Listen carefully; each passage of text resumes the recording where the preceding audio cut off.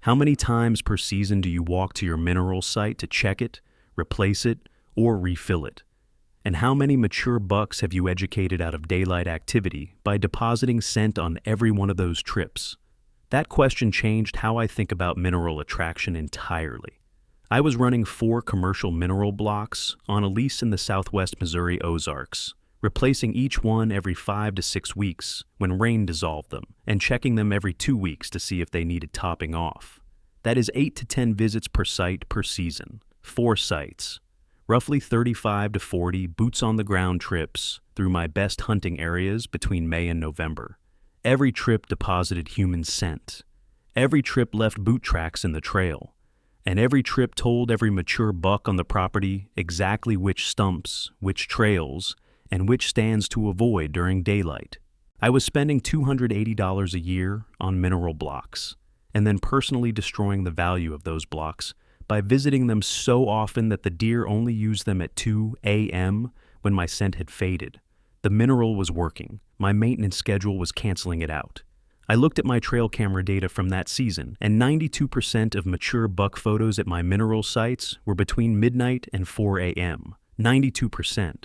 Those bucks were visiting the blocks. They just refused to do it while the sun was up, because my boot prints told them a human had been there 3 days ago. I was paying to attract deer, and then paying again in lost encounters because I could not stop checking on my investment. The mineral was working. My maintenance schedule was canceling it out. That realization is why I built the Ghost Lick. It costs 5 cents. You install it once. You do not check it. You do not refill it. You do not visit it again until you are ready to hunt over it. It works in the rain, in the snow, in a drought, and in every temperature the whitetail range experiences. And it produces mineral ions in the soil for 12 to 18 months before the zinc depletes enough to need a 5-cent replacement. No maintenance visits, no scent deposits, no educated deer. It just sits there, invisible, doing its job while you stay out of the woods and let the bucks relax. I am going to explain exactly what it is, exactly how to build one in 90 seconds, and exactly where to place it. And stay until the end because there is a soil preparation step that roughly doubles the ion output and turns a 5-cent Ghost Lick into the strongest passive mineral site I have ever run on any property. Before you install any mineral attractant, check your state wildlife agency website.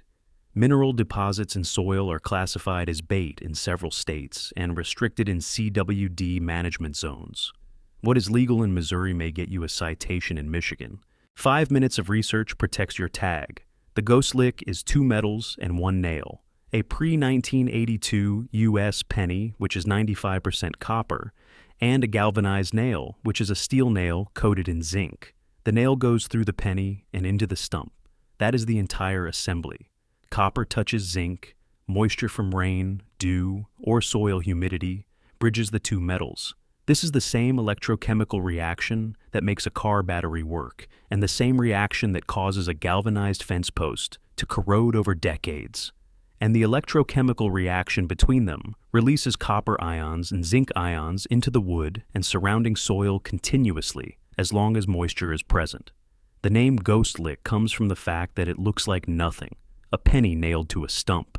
Nobody walking past it would look twice.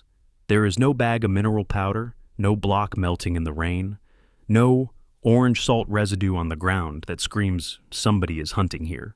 The deer find it through scent, not sight, and the scent comes from dissolved mineral ions volatilizing off the soil surface the same way any scent, compound travels on thermals. Those ions are detectable by a deer's nose at 80 to 120 yards on a calm morning, roughly the length of a football field. A commercial mineral block sitting on the surface reaches maybe 30 to 50 yards, about the distance across a large parking lot, because the minerals are locked in a solid form and only dissolve slowly through direct rain contact. The Ghost Lick dissolves continuously through electrochemistry, regardless of whether it is raining, and the dissolved ions spread through the surrounding soil by capillary action and evaporate from a wide surface area. A wider evaporation area means a wider scent plume.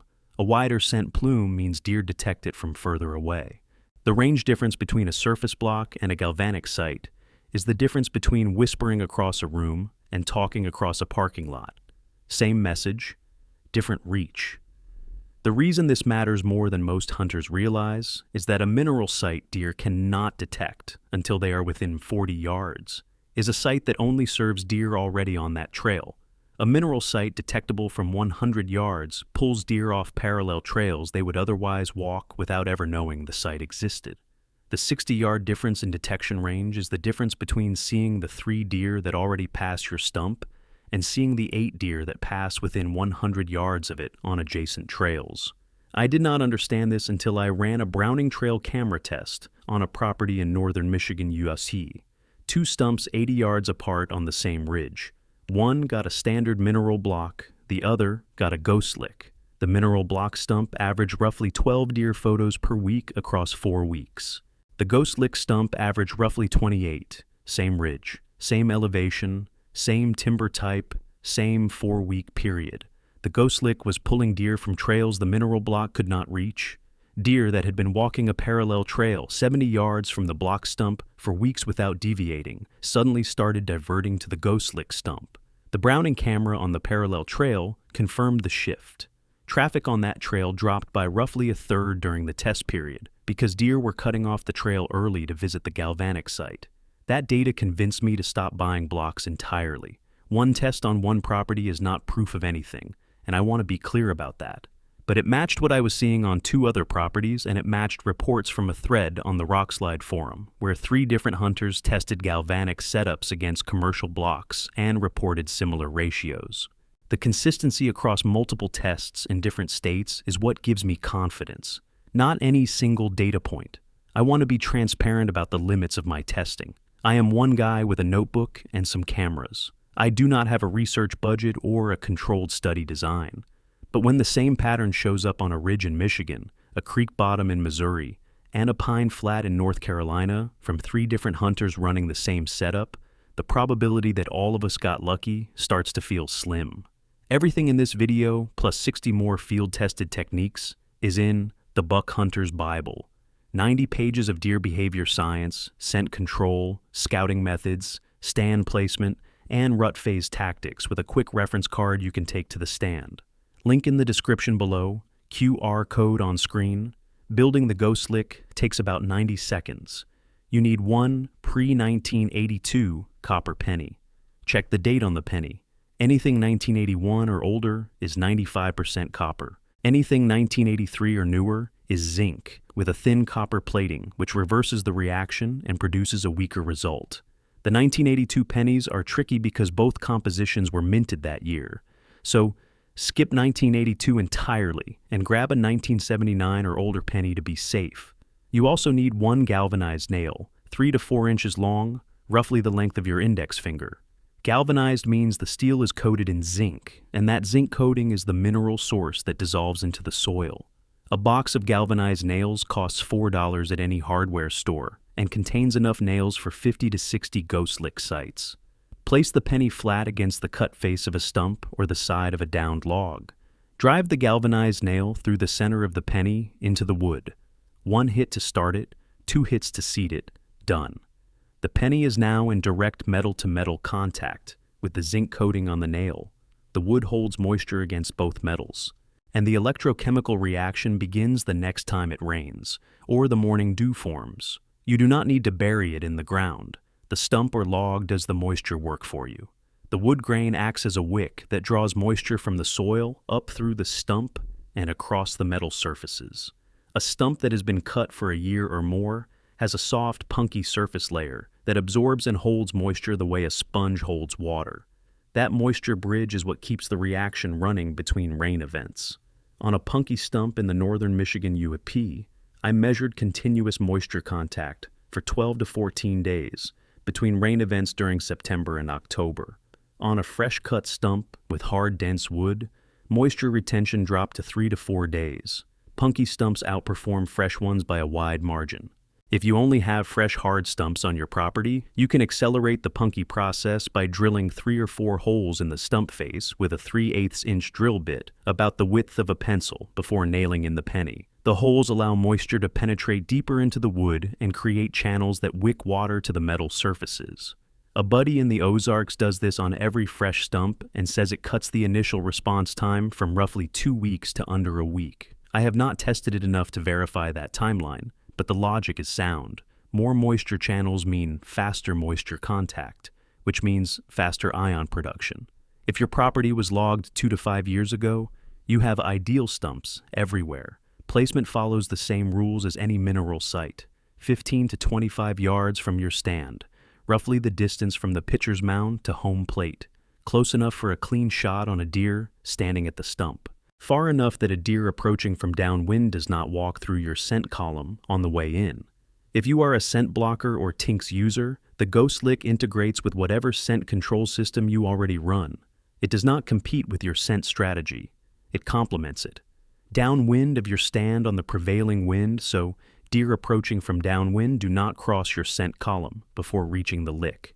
And near an existing travel corridor, a scrape line, which is a series of ground scrapes along a trail where bucks paw dirt and deposit scent, or a trail junction. The Ghost Lick amplifies existing traffic. It does not create traffic where none exists. I made this mistake early on and put 2 Ghost Licks in the middle of a hardwood flat with 0 sign. 2 weeks later, the camera had 3 deer photos, all incidental. Move both to stumps on used trails, and the cameras lit up within a week. You have to fish where the fish are. The mineral just makes them stop instead of swimming past. If you are not sure where deer are traveling on your property, put in the scouting work first. Walk the edges in late winter when snow shows tracks, or check for rubs, which are spots where bucks have scraped bark off trees with their antlers, and droppings along trail intersections. Find the traffic first, then install the Ghost Lick on or near that traffic. The zero maintenance advantage is the core of why this works differently from any commercial product. A mineral block needs to be replaced every 4 to 6 weeks. Each replacement requires a walk through your hunting area, carrying a 4-pound block, kneeling at the stump, handling the ground and vegetation, and walking back out. Every step deposits skin cells and boot scent. Every touch point leaves a human signature. A GPS study from the University of Georgia showed that mature bucks adjust their daytime movement patterns within 3 to 5 days of repeated human intrusion in their core area. They do not leave the property. They shift their travel routes and timing to avoid the intrusion zone. Your mineral site maintenance visits are intrusions. You are conditioning the deer to avoid the exact location you are trying to attract them to. The Ghost Lick eliminates that cycle entirely. Install it in July or August when you're doing summer scouting. Walk away. Do not return until October when you hang your XOP stand on the right wind for the first time. By October, the Ghost Lick has been producing mineral ions in that soil for 8 to 10 weeks, with 0 human scent deposited since installation day. The deer have found it, cataloged it, and integrated it into their daily circuit without ever associating it with a human presence. That is why it works better than a block that gets visited by a human every 2 weeks. The mineral is the same. The scent pressure is not. That last sentence is the most important sentence in this entire video. I will say it again. The mineral is the same. The scent pressure is not. Every advantage the Ghost Lick has over a commercial block comes from the fact that you do not have to visit it. The chemistry is similar. The cost is lower. But the real edge is that the deer never associate the site with a human. They treat it as a natural mineral deposit that appeared in the landscape the way a natural clay lick appears, because from their perspective, that is exactly what it is. No human scent, no boot prints, no ATV tracks, no rustling bag of mineral powder being poured at 10 a.m. on a Saturday. Just minerals in the soil that showed up one day and never stopped producing. Look, everything I am walking through here is in the Buck Hunter's Bible. 90 pages, scent control, scouting, stand placement, rut tactics, plus a quick reference card for the stand. Link in the description, QR code on screen. The one condition where the Ghost Lick underperforms is extended drought. The galvanic reaction requires moisture as the electrolyte between the two metals. In a soil and stump environment that has been bone dry for 3 or more weeks with no rain and no dew, the reaction stops, and the ion release drops to 0. I experienced this on a property in southeast Wyoming during a September dry spell that lasted 18 days. Camera activity at the Ghost Lick site went flat by day 10. The first rain on day 19 restarted the reaction, and I had 6 deer on camera within 48 hours.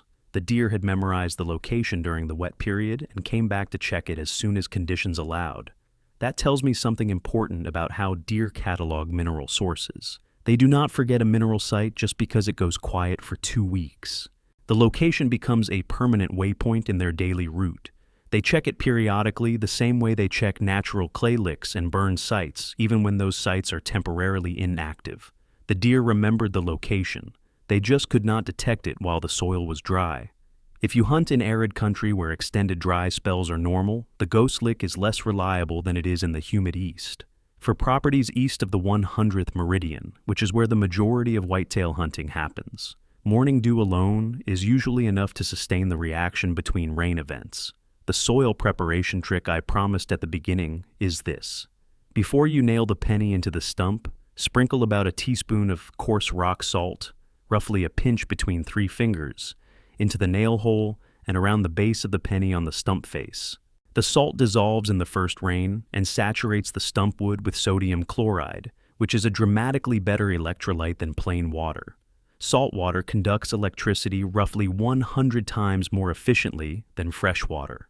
That increased conductivity means the galvanic reaction runs faster and produces more mineral ions per hour.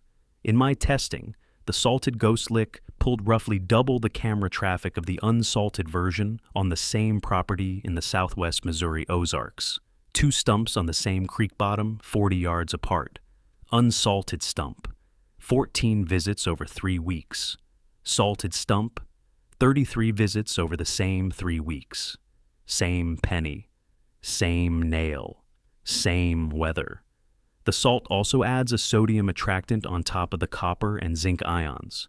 Deer across most of whitetail range are chronically sodium deficient because native browse is low in sodium. Same biology from the Whitetail Facts video. A salt-enhanced Ghost Lick creates a 3-mineral site, sodium plus copper plus zinc, that addresses 3 separate nutritional needs with one assembly that costs about 6 cents, including the salt. Sodium for electrolyte balance, zinc for immune function and antler mineralization, copper for connective tissue and red blood cell production. That is the same combination on the back of a Rage Broadhead sponsor's mineral supplement bag that costs $24. You are producing it from pocket change and a teaspoon of table salt.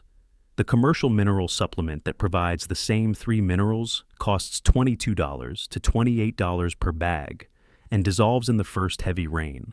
A guy on the Rock Slide forum who hunts public land in coastal North Carolina ran 8 salted Ghost Licks across a WMA, which is a wildlife management area, a publicly accessible hunting area managed by the state wildlife agency. He posted his camera data after a full season and reported an average of 23 unique deer visits per site over 4 weeks, with 3 of the 8 sites producing mature buck photos in daylight, on public land, where every other hunter is carrying mineral blocks to the same stumps every other weekend. His sites had 0 human scent after installation, because he set them in August and did not return until rifle season in November. 3 months of mineral attraction with 0 maintenance visits. The deer on that WMA treated his Ghost Lick stumps as natural mineral licks because nothing about the site told them a human had ever been there. That is the point. The ghost is not the lick. The ghost is you. You install it and disappear. The lick does the work. The deer do the rest. My wife found a jar of pre-1982 pennies on my workbench labeled Ghost Pennies and asked if I was starting a coin collection or losing my mind. I told her it was deer hunting equipment. She said it looked like pocket change with delusions of grandeur. She might be right. But when the jar runs out, I am going to the bank for another roll of pennies and I am checking every date. The teller already knows what I am doing because I asked her for pre-1982 pennies by name last October. She looked at me like I was counterfeiting currency. I told her I was building deer magnets. She did not ask a follow-up question. People rarely do when you explain hunting projects to non-hunters. But the Browning camera on the Ozark Stump does not care about the label on the jar. It cares about the deer that show up. And they show up. Every rain, every dew, Every morning, the humidity rises above 60%. For 5 cents, that penny a nail will work harder than any $24 bag of mineral on the market. Install one this summer, run a camera, count the photos. And the next time you drive to the feed store for a mineral block, check your pocket first. The answer might already be there. 5 cents, 90 seconds, and a mineral site that works while you sleep, works while you are at the office, works while you are sitting on the couch watching football on Sunday, and never once asks you to drive to the feed store, haul a bag through the woods, and deposit your scent at the one location you need to stay clean. Install it, walk away. Let the ghost do the work. And when you hang your stand in October and a mature buck walks to that stump at 5:15 p.m., completely relaxed because no human has been near it in 3 months, you will understand why this is the only mineral system I use anymore. The deer do not need you to check on the setup. They need you to stay away from it. That is the hardest part for most hunters. And it is the entire point.